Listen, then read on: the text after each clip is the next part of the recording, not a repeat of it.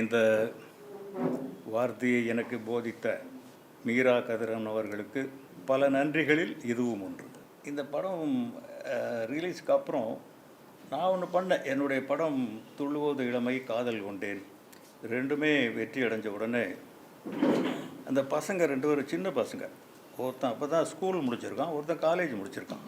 அவங்களெல்லாம் இங்கேருந்து ஒரு ஏசி வேன் பிடிச்சிட்டு தமிழ்நாடு பூரா இருக்கிற அத்தனை தியேட்டர்களுக்கும் சுற்றி சுற்றி சுற்றி சுற்றி சுற்றி கொண்டு போய் காட்டின ரசிகர்கள் என்ன நினைக்கிறாங்கங்கிறது அவங்களே டைரெக்டாக புரிஞ்சுக்கிட்டாங்க. உண்மையிலே சொல்லப்போனால் செல்வராகவனுக்கும் தனுஷுக்கும் ஒரு ரெஸ்பான்சிபிலிட்டி வந்தது அந்த டூருக்கு அப்புறம் தான் நான் நினைக்கிறேன். அந்த மாதிரி மீரா கதிரவன் என்னை எங்கெங்கேயோ கூட்டிகிட்டு போனார், தியேட்டர்களுக்கும் கூட்டிகிட்டு போனார். அதுக்கப்புறம் பார்த்தாக்க பூரா ஸ்கூலுக்காக கூட்டிகிட்டு போகிறார். இப்போ இதுவும் ஒரு ஸ்கூல் தான். படிப்பாளிகள் சேர்ந்து ஒரு படைப்பாளியை பாராட்டுகிற ஒரு கூட்டம். என்ன முதல்லையே அவர் எனக்கு சொல்லியிருந்தார், எங்கள் போகிற ரைட்டர்ஸ் அவங்க தான் வருவாங்க, நிறைய பேர் நிறைய பேசுகிறாங்க, என்ன அவங்க புரிஞ்சுக்கணும் அப்படின்னா ரெப்புடேஷன் இல்லாமல் பார்த்துக்கணும். நம்ம பேசுகிற விஷயங்களில் ரெப்புடேஷன் இருக்கக்கூடாது. ஒரே விஷயத்தை திருப்பி திருப்பி 10 பேர் சொல்லும்போது டைம் இழுத்துக்கிட்டே போகுது. எல்லாருமே இந்த டைம் லிமிட்டை தாண்டிக்கிட்டே இருக்கணும். முக்கியமாக இந்த மைக்குக்கு ரொம்ப நன்றி சொல்லணும். அது வந்து ஏய் ஏய் நிறுத்துறா ஏய் நிறுத்துறா சொல்லிக்கிட்டே இருக்குது. அதை கொஞ்சம் நம்ம யோசித்தோம்னா இந்த கால விரயம் நடக்காது. மீரா கதிரவனை பற்றி என்ன சொல்கிறது, இந்த படத்தை பற்றி நான் சொல்கிறதுக்கு ஒன்றுமே கிடையாது. நான் அதில் என்னை எப்படி அவர் செலக்ட் பண்ணார் அப்படின்னா எனக்கு தெரியல, இன்றைக்கு வரைக்கும் தெரியல ஏன் செலக்ட் பண்ணார், எப்படி செலக்ட் பண்ணார். என்னை அவர் ரொம்ப கஷ்டப்பட்டு வேலை வாங்கின மாதிரியும் எனக்கு தெரியல, நான் கஷ்டப்பட்டு நடித்த மாதிரியும் எனக்கு தெரியல. அதனால் அவருக்கு என்ன நன்றி சொல்லணும்னா, எனக்குள்ளே இப்படி ஒன்று இருக்குது, கஸ்தூரி ராஜா இதுவும் பண்ணுவான். நிஜமாக அல்லா மேலே சத்தியமாக சொல்கிறேன், மக்களுடைய ரியாக்ஷனை பார்த்து கேரளாவிலெல்லாம் மொழி தெரியாத மக்கள் ஓடி வந்து கையை பிடிச்சிட்டு அழறாங்க, யூசுப் பாய்னு. கஸ்தூரி ராஜாங்கிற பேர் மறைஞ்சிரும் போல் இருக்கு, யூசுப் பாய்ங்கிற பேர் நிலச்சிருச்சு. இப்போ நானே சலாம் அலைக்கும் தான் பேசுகிறேன். இப்படி இருக்கிற அளவுக்கு நான் என்ன பண்ணேன் இதில். இப்போ வரைக்கும் நான் உட்காந்து படத்தை பார்க்கும்போது 3 தடவை 4 தடவை அந்த படத்தை நான் பார்த்துருக்கேன். ஒரு இடத்துல கூட இவங்கெல்லாம் பாராட்டுறதுக்கு நான் தகுதியானவன் மாதிரி எனக்கு தோணவே இல்லை. நிறைய குறைகள் எனக்கும் தெரியுது. இந்த முகத்தை இப்படி வச்சுருந்துருக்கலாமோ, இந்த முகத்தை இப்படி பண்ணியிருக்கலாமோ அப்படின்னு. எப்படி நான் இதை பண்ணினேன். இவர் தம்பி காணவர் எங்கே, பாஸ்கர் சக்தியா, அவர் தான் சொன்னார், ஆனால் நீங்கள் இதுக்கு முன்னாடி நடிச்சிருக்கீங்களான்னு. நான் கிட்டத்தட்ட 52 வருஷமாக நடிக்கிறேன். அதாவது என் பொண்டாட்டிக்கிட்ட. அது ஒன்று பத்தாதா, வேறு என்ன வேணும். அவ்வளோ பெரிய குடும்பத்தை நிர்வகிக்கிற ஒரு லேடிக்கிட்ட நடித்து பாஸ் ஆகிட்டோம்னா இந்த மீரா கதிரவன்கிட்ட நடிக்கிறதா கஷ்டம். அது அப்படி வந்தது தான் அது. ரெண்டாவது, இந்த இங்கே வந்ததில் எனக்கு 2 விஷயங்கள் தெளிவாச்சு. ஒன்று, ஒரு நண்பர் ரொம்ப அழகாக சொன்னார், ஏன் கேசட்டை ரெக்கார்ட் பண்ணி அனுப்புகிறாங்க.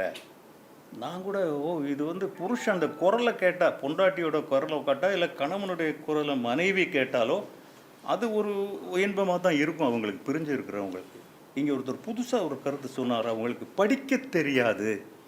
எவ்வளவு அற்புதமான பாயிண்ட் அதில் இருந்திருக்கு அப்படிங்கிறத நான் இவ்வளவு நாளாக புரிஞ்சுக்கல. ஒரு 400 500 நாள் 1000 நாள் இருக்குன்னு நினைக்கிறவங்க கூட இருக்குது. இருந்தும் எனக்கு அது தெரியல. எழுத தெரியாது, படிக்க தெரியாது, அடுத்தவங்கக்கிட்ட கொடுத்து படிக்க சொல்லி கேட்க முடியாது. அப்படிப்பட்ட இல்லற விஷயங்கள் இருக்கும் அதில் அப்படிங்கிறத நான் இங்கே புதுசாக தெரிஞ்சுக்கிட்ட ஒரு விஷயம். இன்னொன்று, அவர் 2-3 விஷயங்களை ஏமாற்றியிருக்காரு. ஒரு 8 நாள்னு சொல்லிட்டு 12 நாள், அப்புறம் 20 நாள், 40 நாள். அந்த 40 நாளை 3 வருஷமாக எடுத்து, அது ஒன்று. இன்னொன்று, கதை சொல்லும்போது என்கிட்ட அந்த நெசவு தொழிலையே தறியை நேசிச்சே வாழ்கிற ஒரு கதாபாத்திரம்.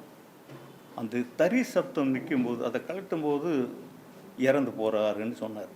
அங்கே தான் அவர் வலையில் விழுந்தேன் நான். இது வலை தான்.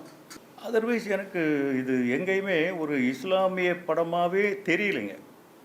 இது ஒரு உலக சினிமா. தமிழ் சினிமா கூட கிடையாது, இந்திய சினிமா கூட கிடையாது. உலகத்தில் எல்லாரும் குடும்பங்கள்லேயும் அப்பா இருக்கா, அம்மா இருக்கா, அக்கா இருக்கா, தங்கச்சி இருக்கான், எல்லாருமே இருக்காங்க. அவங்க தான் இதுலேயும் இருக்காங்க. இதுலேயும் வாழ்க்கை இருக்குது, இதுலேயும் வறுமை இருக்குது, இதுலேயும் செழுமை இருக்குது, இதுலேயும் சந்தோஷம் இருக்குது. மைக் வேணாமா?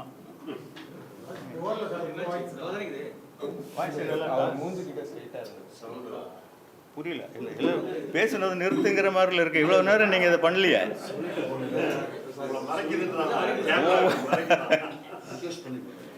இல்லை இல்லை இல்லை, கொஞ்சம் நேரத்துக்கு முன்னாடி இதெல்லாம் பண்ணியிருந்தீங்கன்னா கொஞ்சம் சீக்கிரம் முடிச்சிருப்பாங்களே கொஞ்சம் பேர்.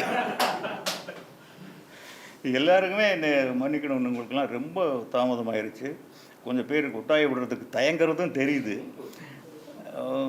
நான் ரொம்ப பேச மாட்டேன், அவ்வளவுதான். எனக்கு நான் சென்னைக்கு வரும்போது பட்டிக்காட்டம் கிட்டத்தட்ட ஒரு அனிமல் தான். எங்கே நான் மனுஷனானா விசு சார்கிட்ட ஜாயின் பண்ணும்போது, விசுன்னா உங்களுக்கு எல்லாருக்கும் தெரிஞ்சிருக்கும்னு நினைக்கிறேன். நான் விசுன்னு சொல்ல மாட்டேன், விசு சாருன்னு தான் சொல்லுவேன். அவர்கிட்ட தான் நான் ஒரு மனுஷனாக மாற்றப்பட்டேன். முதல் குரு. இப்படித்தான் இருக்கணும், இப்படி தான் ட்ரெஸ் பண்ணணும், இப்படித்தான் டிசிப்ளின் இருக்கணும், இப்படித்தான் படம் எடுக்கணும், இப்படித்தான் ஷார்ட் வைக்கணும். 7 மணிக்கு ஷார்ட் எடுத்தால் தான் எங்களுக்கெல்லாம் அவர் பிரேக்ஃபாஸ்ட் கொடுப்பார். முதல் குரு. 2வது குரு என்னுடைய இஸ்லாமிய கடவுள், என்னை சினிமாவில் அறிமுகப்படுத்தின என் இஸ்லாமிய கடவுள் திரு ராஜ்கரன், சையத் அப்துல் காதர் என்கிற ராஜ்கரன். அவர் இல்லைன்னா நான் இங்கே இல்லை, என் குழந்தைகள் இல்லை, நான் வந்த கார் இல்லை, எதுவுமே கிடையாது. 3வது குரு இசைஞானி இளையராஜா. அவர் முதல் படத்திலேயே எனக்கு குரு ஆகிட்டார். அதுக்கு முன்னே எனக்கு குரு கிடையாது. அவர் ஒரு மியூசிக் டைரக்டர், நான் ஒரு டைரக்டர், அவ்வளோதான். எங்களுக்குள்ளே இருக்கிற சொந்தமாக ஒரு ஞானியாக இருந்தேன்னா யாராக இருந்தேன்னா அந்த அளவுக்கு நான் தான் சொல்லிட்டேன் பட்டிக்காட்டான்னு. அவனுக்கு எதுவுமே தெரியாது. ஒரு இடத்துல ரீரெக்கார்டிங் நடந்துகிட்டு இருக்கும்போது என்னை கூப்பிட்டார், இந்த இடத்துல ஏதாவது ஷார்ட் வச்சுருக்கியா, எனக்கு ஒரு 200 அடி வேணும், எடுத்துகிட்டு வா அப்படின்னா. இருக்கும்னா எடிட்டிங்கில் இருக்கலாம், இல்லாட்டி ஷூட் பண்ணி கூட போட்டு கொண்டு வா. உடனே போனால் எடிட்டிங்கில் ரொம்ப தேடாமலே கிடச்சிருச்சு. உடனே கொண்டு வந்து போட்டு கொடுத்தேன். எனக்கு மனசு இறுக்கி பிடிக்குது, என்ன பண்ண போகிறார் இந்த மொட்டை இந்த இடத்துல. டைரக்டர் நம்ம படம் எடுத்து கொடுத்தாச்சு, படம் பார்த்துட்டாரு. ரீரெக்கார்டிங் வாசிக்கிட்டு இருக்கும்போது ஷார்ட் கேட்குறாரு. அப்படின்னா பெண் மனசு ஆழம் என்ன ஆம்பளைக்கு தெரியும், அது பொம்பளைக்கும் தெரியும் இப்படின்னு ஒரு பாட்டை கம்போஸ் பண்ணி அவரே லிரிக் எழுதி அந்த இடத்துல போடுறாரு. அன்னைக்கு தான் அவருடைய வலையில் நான் விழுந்த ஒரு மனுஷன். அந்த படத்தை இயக்குனர் நான் முழுக்க கிட்டத்தட்ட 6-7 வருஷம் எழுதின ஒரு ஸ்கிரிப்டு. அதை தாண்டி அன்னைக்கு தான் அவரை நான் குருவாக ஏற்றுக்கிட்டேன். நான் அந்த வரிசையில் இப்போ இவர் ஒரு குரு. சலாம் அலைக்கும், ராமஜெயம், முருகா. எங்கள் வீட்டில் எல்லாருமே சொல்கிறது ஓம் நம சிவாயா. எல்லோரும் சொல்லுவோம், தனுஷ் எப்போ எடுத்தாலும் ஓம் நம சிவாயா. இப்போ சலாம் அலைக்கும் சொல்ல வைக்கிறாருன்னு இத்தனை பேர் இஸ்லாமியர்களே பேசுனாங்க, ஒருத்தர் கூட சலாம் அலைக்கும்னு ஆரம்பிக்கல. எனக்கு ஒரு பெரிய அதிர்ச்சியாகவும் ஆச்சரியமாகவும் இருக்குது. நிறைய மீட்டிங்களுக்கு அவர் கூட்டிகிட்டு போனார். அங்கே நம்ம ஆழ்வார்பேட்டில் போனோமே, அது என்ன மீட்டிங்கு? கவிக்கோ மன்றம். அத்தனை அருமையான மீட்டிங் இது. அங்கே கூட பார்க்குறேன் நிறைய இஸ்லாமியர்கள் பேசினாங்க. ஒருத்தரோட சலாம் அலைக்கும் இதுக்கப்புறம் கூட இன்னும் 2-3 வார்த்தை இருக்கான், சேர்த்து சொல்லணுமா, அது எனக்கு தெரியல. அது என்னமோ அவர் எனக்கு கற்றுக் கொடுக்கல, அரைங்குறையமாக கருணனுக்கு கொஞ்சமாக சொல்லி கொடுத்த மாதிரி கொஞ்சமாக சொல்லி கொடுத்துட்டார். அந்த விஷயத்தில் இன்றைக்கி எங்கே போனாலும் பள்ளிக்கூடங்களுக்கு கூட்டிகிட்டு போகிறார். எங்கன்னா பொதுவாக தியேட்டர்களுக்கு கூட்டிகிட்டு போகாமல், கைதட்டுறதை கேட்குறது கூட்டிகிட்டு போகாமல், படித்தவர்கள், அறிஞர்கள், படைப்பாளிகள், எழுத்தாளர்கள் இவங்களாம் இப்படி தான் இருப்பாங்கன்னு நான் இப்போ தான் பார்க்குறேன். எனக்கு டி நகரில் ஆஃபீஸுங்க. ஐயா நான் கொஞ்சம் பேசிக்கலாமா? சரி சரி. இல்லை ரொம்ப பேரை நீங்கள் அங்கேருந்து இப்படி சொல்லியிருக்கீங்க.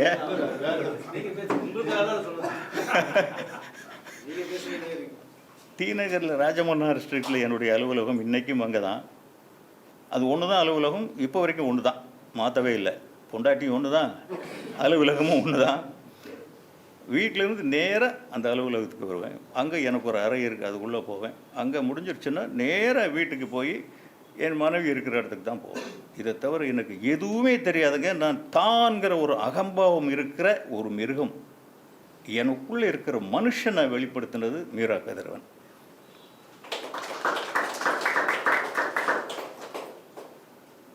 தனுஷ், செல்வராகவன், டாக்டர் ஒமிலிகிதா, டாக்டர் கார்த்திகா தேவி, இந்த 4 குழந்தைகளுடைய பொறுப்பான ஒரு தகப்பன் நான். இந்த இதயத்தை 4ஆக பிரித்து இந்த 4 பேருக்கும் கொடுத்து வச்சுருக்கேன் நான். அவங்களும் என்னை அவங்களுடைய இதயத்தில் வச்சுருக்காங்க.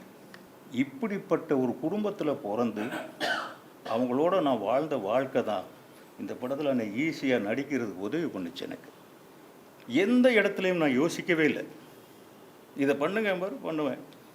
அவருக்கு அது பிடிச்சிருச்சு. அது ஈஸியாக இல்லை. என் மகன்கள் இப்போ எல்லோரும் சொன்னாங்க, அந்த போதும் போதும் போதும் தானே இது, அந்த பையன் அடிக்கும்போது சொல்கிறது தாங்கும் தாங்கும் தான். நானே தப்பாக சொல்லலாமா?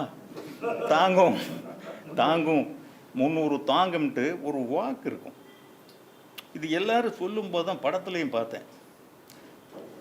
அந்த இடத்துல வியட்நாம் படத்தில் ரிட்டையர்ட் ஆனோடனே சிவாஜி நடந்து வருவார். அவர் மாதிரிலாம் 10,000ல் 10 லட்சத்தில் ஒரு பங்கு நம்ம பண்ண முடியாது. அதை தான் நான் மைண்டில் வச்சுக்கிட்டேன். நான் அந்த சோர்வு, அந்த தளர்வு இருக்கணும் அப்படின்ட்டு இந்த மாதிரி ஒரு வாய்ப்பை கொடுத்து தமிழ்நாடு பூரா போய் என்னை அறிமுகப்படுத்தி புது புது புது புது புது அறிஞர்கள்கிட்ட என்னை பழக்கப்படுத்தி, இனிமேல் இவங்கள்லாம் எனக்கு சொந்தக்காரங்க, இந்த மாதிரி ஒரு கிட்டத்தட்ட ஒரு 5,000 பேர்கிட்டையாவது கூட்டிகிட்டு போயிருப்பார் அவர். இங்கே மட்டும் இல்லை, கேரளாவில், துபாயில், என்னமோ அமெரிக்காவுக்கு நீங்கள் கூட்டிகிட்டு போகலை. அவர் புண்ணியத்தில் அமெரிக்காவும் பார்த்துக்கலான்ட்டு இருந்தேன், அங்கே கூட்டிகிட்டு போகல. இல்லை, எனக்கு அதிலெல்லாம் இன்ட்ரெஸ்ட் இல்லைங்க. நான் பிறந்த மண்ணை விட எந்த மண்ணும் எனக்கு சிறந்தது இல்லை. இந்த தமிழ் மண்ணை விட்டு எங்கேயுமே நான் போக மாட்டேன். எனக்கு அந்த அறிவும் இல்லை. கூட்டிகிட்டு போய் இவ்வளோ ஒரு சொந்தங்களை என்னை உருவாக்கி கொடுத்த மீரா கதிரவனுக்கு எத்தனை முறை வேணாலும் நன்றி சொல்லலாம். வேணாமா? வேணாம். இருந்தாலும் சொல்லி ஆகணும் இல்லையா? இல்லைங்க. பட்டு ஒரு சில வாழ்க்கையில் சில விஷயங்கள் நடக்குது. எனக்கு 19 வயசு வரைக்கும் வாழ்க்கைன்னா என்ன யாருக்குமே தெரியாது. எனக்கு மட்டும் இல்லை, யாருக்குமே அந்த வயசு வரைக்கும் என்ன லைஃப், என்ன பின்னாடி எங்கே போக போகிறோம், என்ன ஆக போகிறோம், என்ன சம்பாதிக்க போகிறோம், என்ன வாழ்க்கை வாழ போகிறோம் தெரியாது. உண்மையிலே நான் ஒரு காட்டு மிராண்டி தான். ஆடு மாடு மாதிரி தான் இருந்தேன் எங்கள் ஊரில். எங்கள் ஐயா என்ன பண்ணார், டேய் இங்கே ஒரு பொண்ணு இருக்குடா, கல்யாணம் பண்ணிக்கானாரு. கல்யாணம் பண்ணிக்கிட்டால் எனக்கு என்ன தருவேன்னு கேட்டேன் நான். உனக்கு ஒரு சட்டை தைச்சி தரேன்னாரு. அவ்வளோதாங்க. ஒரு சட்டை தைச்சி கொடுத்ததுக்கு சரி பொண்ணு பார்க்க வர ஒரு 6 to 7 அந்த டைம் அந்தி மசங்கிற ஒரு நேரம் போனாக்க ஒரு சாதாரண சின்ன வீடு. நாங்களாம் உட்காந்துருக்கோம், பொண்ணை காட்டுறாங்க. ஃபஸ்ட்டு அந்த செகண்டில் அந்த காட்டு மிராண்டி செத்து போயிட்டான். அந்த ஒரு ஒளியிலேயே இன்னைக்கு வரைக்கும் அந்த காட்டு மிராண்டியை கண்ட்ரோல் பண்ணி வச்சுருக்கிறது அந்த பொண்ணு தான். அந்த பொண்ணுக்கு அன்றைக்கி 15 வயசு 16 வயசு தான். அப்போ பிடிச்சி கல்யாணம் பண்ணி வச்சாங்க, புது சட்டை எடுத்து கொடுத்தாங்க. அப்புறம் தான் அது எவ்வளோ பெரிய விஷயம் தெரிஞ்சுது. அதுக்கப்புறம் ட்ராவல் பண்ணி சென்னைக்கு வரும்போது விசு சார்கிட்ட போகும்போது தான் ஒரு மாற்றம். அது ஒரு வாழ்க்கை. ராஜகிரன்ட்ட வந்ததுக்கப்புறம் டோட்டலாக வேறு வாழ்க்கை, காரு எல்லாம். இப்போ இன்னொரு வாழ்க்கை, ஒரு நடிகனாக நீ இருக்க முடியும், எனக்கு நடிக்க முடியும்னு ஒரு நம்பிக்கை வந்ததுக்கு காரணமே மீரா கதிரவன் படத்தில் நடித்து முடிக்கிற வரைக்கும் வரல. இப்போ நீங்களாம் பேசுனீங்க பாருங்கள், இது கூட அதிகமாக நிறைய இடங்களில் பேசிட்டாங்க. ஓ பரவாயில்லையாப்போ இவ்வளோ போதுமா அப்படின்னு ஒரு முடிவு வந்தது. இந்த வாழ்க்கை இனிமேல் இப்படித்தான் போகும் அப்படிங்கிற ஒரு நிர்ணயத்தை ஏற்படுத்தி கொடுத்த மீரா கதிரவனுக்கு மறுபடியும் நன்றி. ஏன்னா என் மனசுக்கு பிடிச்ச ஒரு வாழ்க்கை தான் நான் வாழ்ந்துக்கிட்டு இருக்கேன். என் மனசுக்கு பிடிக்கிற அளவுக்கு நான் வந்த கிராமத்திலிருந்து என்னால் எவ்வளவு சாதிக்க முடியுமோ அவ்வளோ நல்ல படங்களே கொடுத்துருக்கேன். நான் இளையராஜாவோட கிட்டத்தட்ட 7-8 படங்கள் பண்ணியிருக்கேன். அதை விட என்ன வேணும்? நடிகர் திலகத்தோட ஒரு படம் பண்ணியாச்சு, விஜயகாந்த். முரளி, ராஜ்கரனோட 2 படம், வேறு என்ன வேணும்? அப்படி தான் வாழ்ந்துக்கிட்டு இருந்தேன். அதோடு முடிஞ்சிருக்க வேண்டிய ஒரு வாழ்க்கையை, டேய் இது இல்லைடா உன் வாழ்க்கை, இன்னொரு ஊருக்கு நீ வண்டி ஏறணும்னு என்னை வண்டி ஏற்றின மீரா கதிரவன் அவர்களே நன்றி. இந்த படம் எங்கே வெற்றி அடைஞ்சது அப்படின்னா, என் குழந்தைகள் 4 பேரில் 2 பொண்ணுங்க. என் பொண்ணுங்களால் மட்டும்தான் என்னை கட்டுப்படுத்த முடியும். எங்கள் பசங்களுக்கெல்லாம் நான் பயப்படுற ஆள் கிடையாது. என் பெரிய பொண்ணு அவங்க டாக்டர் விமலகீதா, போல்டு லேடி. தனுஷ் ஆகட்டும், செல்வா ஆகட்டும், கஸ்தூரி ராஜா ஆகட்டும், டேய் பாடா உட்கார்றா, அந்த மாதிரி ஒரு லேடி. எங்கள் குடும்பத்தில் இந்த படம் பார்க்குறதுக்காக அரேஞ்ச் பண்ணாங்க. எனக்கு ஊரெல்லாம் உலகமெல்லாம் போய் படம் பார்த்துட்டு வந்துட்டோம், பயமே இல்லை. என்னடா நம்ம பிள்ளைங்க பார்க்க போகிறாங்களேமேன்னு பக்குன்னு ஆகிப்போச்சு, என்ன சொல்லுவாங்க அப்படின்ட்டு. ஏன்னா அந்த இடத்துல கொஞ்சம் நல்ல ரெக்கார்டு இருந்தால் தான் நம்ம ஊர் சுற்ற முடியும். அந்த பர்டிகுலர் சீன் வரும்போது என் ஒய்ஃபை வந்து வெளியில் கூட்டிகிட்டு போயிட்டேன். நான் அங்கே போய் பார்த்தா அந்த டாக்டர் விமலகீதாவுக்கு வந்து அழுதுகிட்டு இருக்காங்க. அந்த பொண்ணு அழுது நான் பார்த்ததே இல்லை, பல பேர் அழ வைக்கும். அந்த பொண்ணு அழுகுது அப்படின்னா அப்போ தான் யோசனை பண்ணுறது, ஓகே நம்ம ஒரு நல்ல விஷயத்தில் தான் இருந்திருக்கோம். தனுஷ் வெளில வந்தார். அந்த அந்த பொண்ணு அழுதுதாங்க இந்த படத்துக்கு பெரிய மாற்றம்னே நான் நினைக்கிறேன். ஏன்னா அது சாதாரணமான லேடி கிடையாது. அது அழுகுது. என்னடா என்ன 1/2 மணி நேரம் 45 மினிட்ஸ் அதை நிறுத்த முடியல. திருப்பி இப்படி போயிட்டே இருக்குது. படம் முடிஞ்சு தனுஷ் வந்தார். அப்படியே சைலண்ட் பேசாமல் நின்று 2 பேரும் பார்த்துக்கிட்டே இருக்கோம். 2 பேருக்கும் லுக்கு. அவர் இப்படி பார்க்குறாரு, நானும் பார்க்குறேன். எனக்கு என்ன தடக்குங்குது. என்ன சொன்னாலும் எனக்கு என்னை பாதிக்க போகிறதில்ல. இருந்தாலும் என்ன சொல்லுவார், ஒரு தரமான நடிகர்னு உலகம் பூரா சொல்லுது. அவர் வாயிலேருந்து என்ன வரப்போகுது? அவரே எனக்கு பார்க்குறாங்கன்னு சொன்னோன்னே அவரே அதுக்கப்புறம் தூக்கம் இல்லைன்னு சொன்னார். எனக்கு எப்படி இருக்கும் முன்னாடி நின்று அப்படி பார்க்கும்போது? அப்போ எனக்கு தாங்க முடியல. எப்பா என்னப்பா? அவர் என்னப்பா என்னடா அட என்னப்பா, ஓ ஏதோ தப்பு சொல்ல போகிறாரு போல இருக்குது அப்படின்னு எனக்கு திகில் ஆரம்பிச்சிருச்சு. நான் ஏதோ பண்ணியிருப்பீங்கன்னு நினச்சேன். நம்ம குடும்பமே கௌரவப்படுற மாதிரி ஒரு படம் பண்ணிட்டீங்கப்பா அப்படின்னு கட்டி பிடிச்சிட்டாரு. இதை விட வெற்றி எனக்கு என்ன வேணும்? இதை விட இந்த படத்துக்கு வேறு என்ன வெற்றி வேணும்? அவர் சொன்னதை விட என் பொண்ணு அழுதது தான் பெரிய வெற்றி. நன்றி. இவ்வளவு நேரம் பொறுமையாக இருந்தவங்க எல்லாருக்கும் நன்றி. வணக்கம். இந்த வீடியோ உங்களுக்கு பிடிச்சிருந்தா லைக் பண்ணுங்க, ஷேர் பண்ணுங்க, கமெண்ட் பண்ணுங்க. மறக்காம OH சினிமா சேனலுக்கு சப்ஸ்கிரைப் பண்ணுங்க.